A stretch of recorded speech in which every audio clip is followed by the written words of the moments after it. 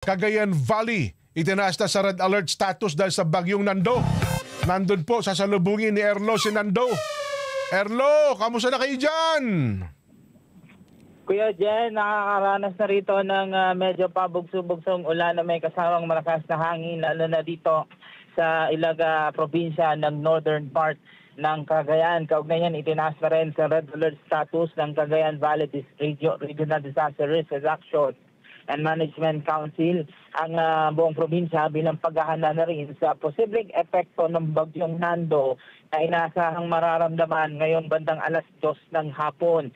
Batay sa Memorandum Order 107 na inilabas ng Office of the Civil Defense, Region to Regional Director na si Leon D.G. Rafael Jr., epektibong red alert status simula pa kahapon at hanggang sa araw na ito, hanggang sa makalabas na ang bagyo sa Philippine Area of Responsibility. Natasan na rin ang lahat ng local disaster risk reduction and management offices na mag-monitor sa kanilang mga nasasakupan at striktong ipatupad din ang no-sailing, fishing and swimming policy sa mga baybayin ng rehiyon. Pinangangambahan kasi ang storm surge sa ilang baybayin ng Cagayan, pero pero naghanda naman kaagad ang mga LGU simula pa noong Sabado.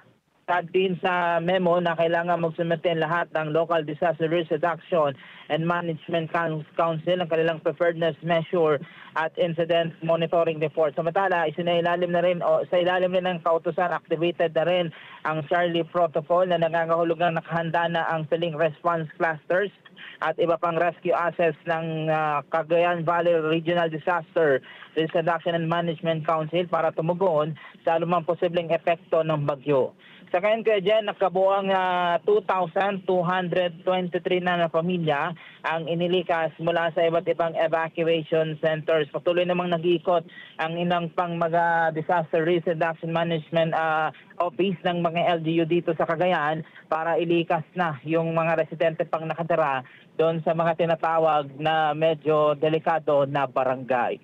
Yan muna ang update mula rito sa Cagayan Valley Region, Erlo Bringas, para sa 100% balita. Pero ngayon ba, Erlo, umuulan na yun dyan o hindi pa? Umuulan na, Kuya Jen. Sa kanina, nung nadaanan natin yung bandang Sanchez Mirang, makarating na rito sa may papunta na ng Santa Ana, medyo may ulan-ulan. Pabugso-bugso pa lang ngayon, pero yung hangin ay talagang malakas na, Kuya Jen. Yun na nga, no? Kasi sabi yung pinakamata, bandang dulo lang pero sa lawak kasi nitong si Nando, hanggang dito sa Central Luzon, aabot pala ito, Erlo. At saka hindi pangkaraniwan yung lakas, may signal number 5, Erlo.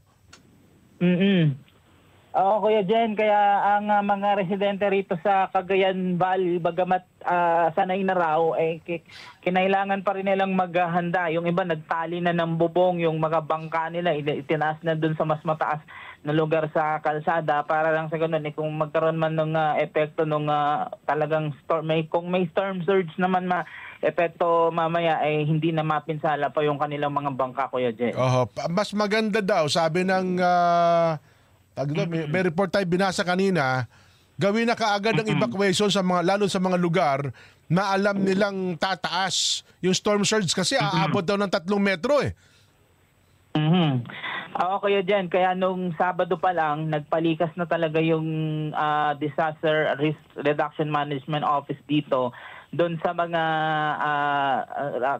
usually mga coastal areas, Kuya Jen, kasi nga doon pinangangambahan baka mas maramdaman yung epekto ng pananalasan ni bagyong Nando mamaya, Kuya Jen. Di ba sana kung lahat sila dyan kasi taas mo ikaw 6 flat ka di ba? 6-footer ka, Erlo, di ba? Kuya Jen biglaang 6-footer lang. Ayun, pag nababasa alanganin ba? Alanganin. Depende sa swelas ng sapatos. Ayun. 1 inch lang yung suelas natin ngayon, Kuya Jen. Pero ingat kayo dyan, magantabay kami sa mga magiging kaganapan sa Erlo.